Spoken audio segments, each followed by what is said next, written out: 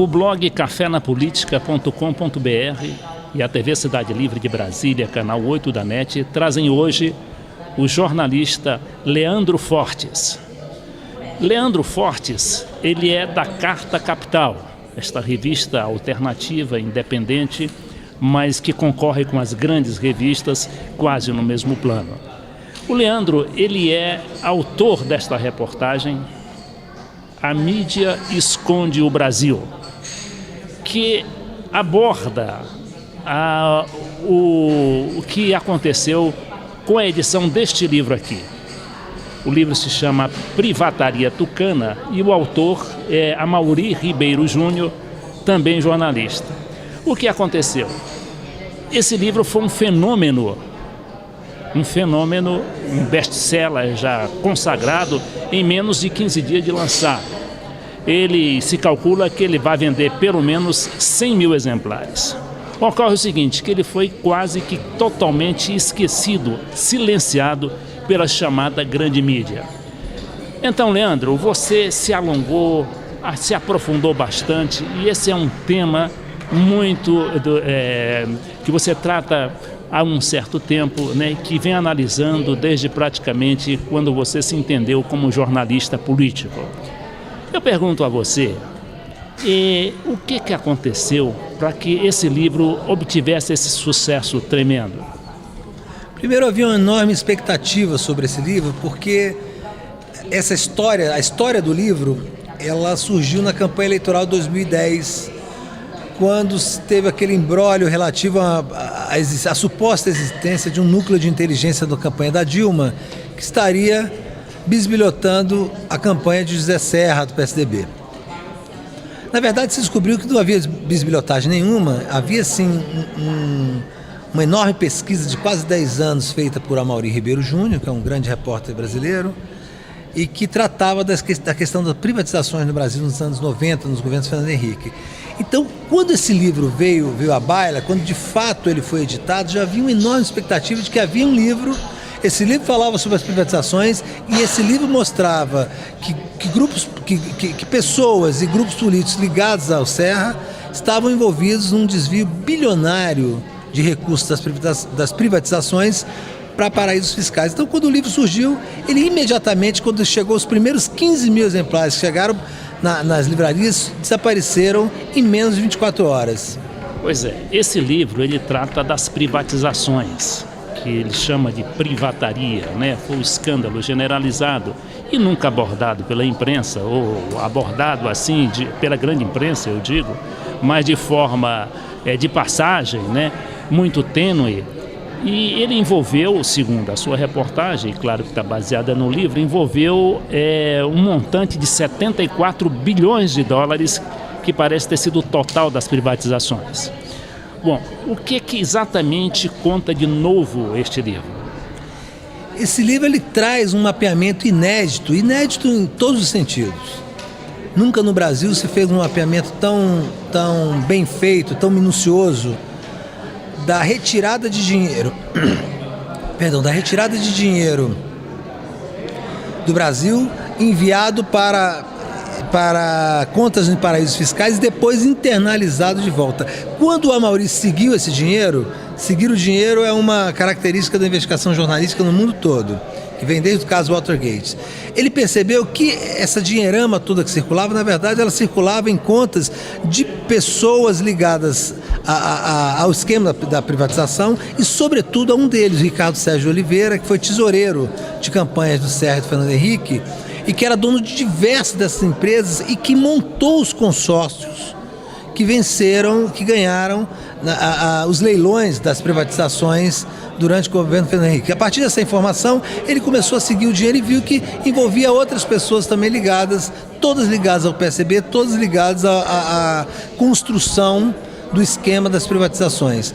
Só de desvio de dinheiro, só de movimentação de dinheiro, tem cerca de 2,5 bilhões de reais, o que é muito dinheiro. A maior parte do dinheiro, segundo a Amaury, era também para pagamento de propinas dos consórcios vencedores para aqueles que viabilizaram os consórcios.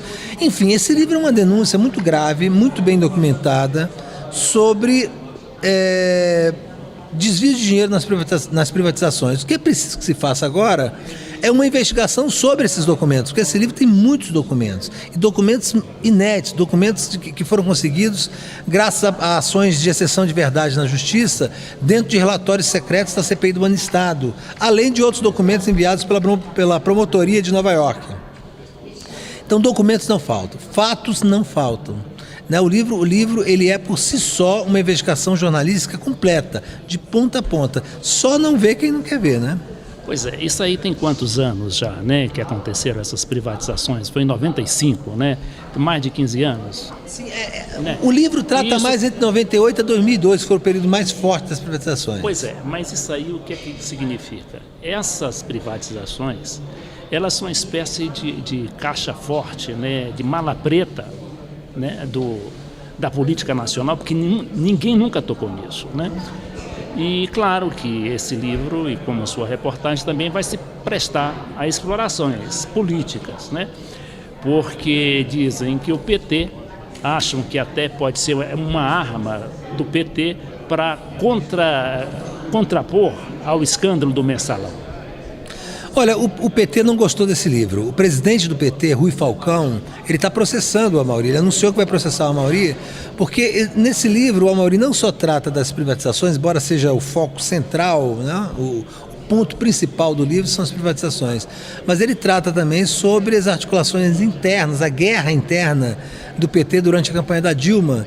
E mostra assim, que havia grupos se digladiando de tal forma que muitos vazavam informações da campanha da presidenta Dilma, da então candidata Dilma, para prejudicar outro grupo. Então há uma briga intestina também do PT dentro desse livro. Tanto que o Serra, que é o principal envolvido, até agora não anunciou que vai processar o Amaury, mas o PT já anunciou. Então, o argumento de que isso foi uma coisa do PT, pago PT, é um argumento político primário, um argumento de quem está meio que desesperado com as informações dentro do livro, está procurando desfocar o que de fato é o livro, né, para gerar uma outra crise, para gerar um outro foco, para tentar que isso caia no esquecimento, já que a mídia, que sempre os apoiou, não conseguiu esconder, eles agora estão tentando desqualificar o denunciante, para que não se analise a denúncia.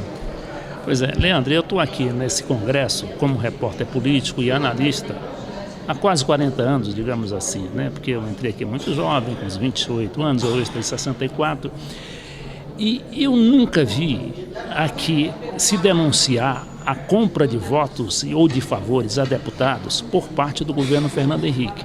Quando se sabe que houve muita articulação em torno, inclusive, daquele projeto que possibilitou a reeleição do Fernando Henrique Cardoso. Agora, quando chega o PT e aquele mensalão, que não é uma coisa nova na Câmara, né? Nem no Senado, você deve também saber disso, mas só que quando quando se relacionou o fato com um governo popular, né? O governo do PT, não deixa de ser um governo popular, se fez um escarcéu tremendo com relação a esse mensalão, que o PT insiste em dizer que não existiu, né? Ou pelo menos não teve essa abrangência toda. Na sua opinião, aqui para nós, o que é que você acha dessa situação? Quer dizer, da diferença no trato, né, dos escândalos de um partido e de outro partido no poder? É muito fácil compreender isso, Leite. A grande imprensa, quer dizer, essas 6 famílias que dominam a mídia no Brasil, elas fazem a defesa... Pois é, você fala em 6 famílias, só são 6 famílias? São os grandes grupos, esses grupos geram subgrupos, né? Esses grandes grupos... No Estadão, na Folha... A Folha, o Estadão, as organizações Globo, a RBS no Rio Grande do Sul, a Editora Abril, esses grandes grupos, eles fazem a defesa explícita do grande capital. Eles não têm nenhum interesse em movimentos populares, não tem nenhum interesse em defender as questões da população. Eles defendem o grande capital que os sustenta e os dá, sustenta financeiramente e os dá sustentação política nos parlamentos brasileiros, tanto no Congresso Nacional como nas Assembleias Legislativas e nas câmaras de vereadores. Então, eles não estão interessados na verdade, eles estão interessados... Na verdade, também, eles ditam a pauta, né? Sim, no Congresso, ditam as teses, né? Que se transformam no Judiciário e no Executivo. Então, eles estão demitindo ministro a todo dia. Então é muito fácil você entender a relação. Por que nos governos do PT os escândalos, as denúncias eram muito mais vitaminadas, são muito mais vitaminadas na imprensa do que as que aconteceram no governo Fernando Henrique Cardoso. O mesmo que acontecem hoje são apurados em relação aos partidos de direita, digamos. Pois assim. O que me intriga também, Leandro, é o seguinte, é que na época do Fernando Henrique, essas privatizações, elas envolveram bilhões de dólares, né?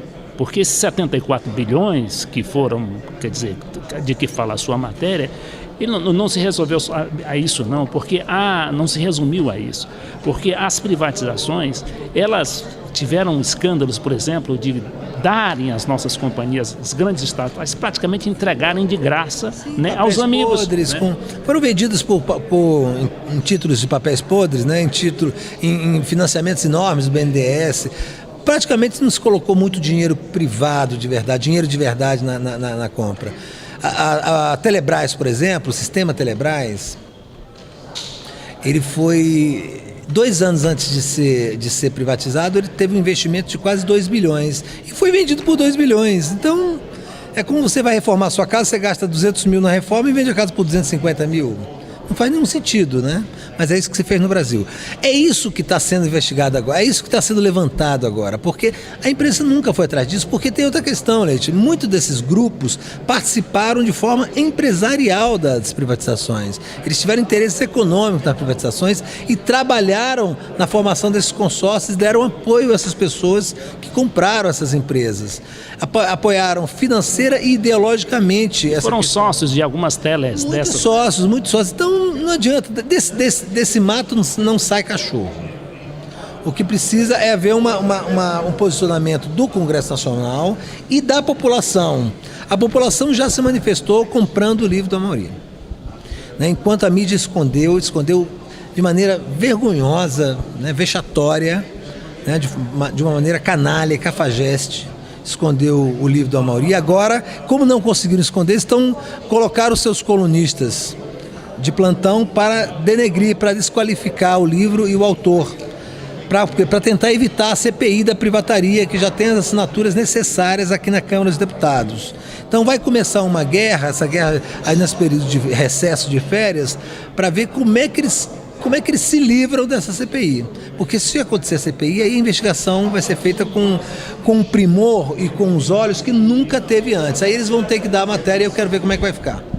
Leandro Fortes, você também fala aqui no fim do monopólio, né, da pauta, ou seja, da escalação, né, dos assuntos e dos jornalistas para cobrir os determinados assuntos, né? Bom, essa pauta geralmente é que dita a pauta do Congresso, a agenda do Congresso, a agenda política, a agenda do Executivo e a agenda do Judiciário. Eu perguntaria a você, foi a internet mesmo que está derrubando essa ditadura midiática? Completamente, acabou com ela. Do ponto de vista prático, essa ditadura midiática acabou. O que existe é uma resistência por conta do enorme poder econômico que esses grupos ainda têm. Mas ninguém consegue mais mentir, mais plagiar, mais manipular, sem ser descoberto imediatamente na internet. Isso virá uma rede exponencial pelas redes sociais, pelos blogs, pelo Facebook, pelo Orkut, enfim, pelo Twitter. Você não tem mais como escrever matérias, manipular informações sem ser descoberto. Você pode até fazer porque tem um mau hábito, né, de muitos anos fazendo, mas não vai conseguir passar incólume. Então, não tem jeito. O jornalismo perdeu a exclusividade na transmissão da informação. Antigamente, qualquer informação para chegar ao cidadão, ela tinha que chegar pela imprensa. Hoje não. Ô Leandro, eu vou te interromper, porque nós temos um prazo, né, um limite, um deadline, e a gente vai fazer um pequeno intervalo para voltar em 30 segundos.